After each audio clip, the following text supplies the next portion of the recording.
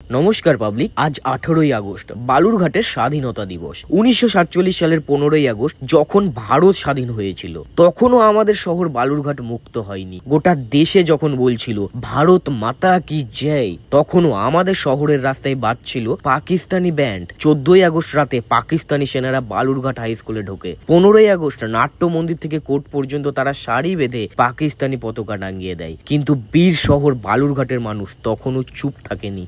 এরপর বহু সংগ্রাম, বহু রক্ত ও বহু ত্যাগের বিনিময়ে 18ই আগস্ট প্রশাসনিকভাবে ঘোষণা করা হয় আমাদের বালুরঘাট স্বাধীন হয়েছে। এরপর এই দিনে সরোজরঞ্জন চট্টোপাধ্যায় প্রথম জাতীয় পতাকা উত্তোলন করে, আর এরপর থেকে আজও সেই ঐতিহাসিক দিন আমরা গর্বের সাথে স্মরণ করি। পুরো শহর জুড়ে motor bike rally, tableau, band আর শোভাযাত্রা আমাদের সবাইকে মনে করিয়ে দেয় আমাদের স্বাধীন বালুরঘাটের গৌরবময় ইতিহাস।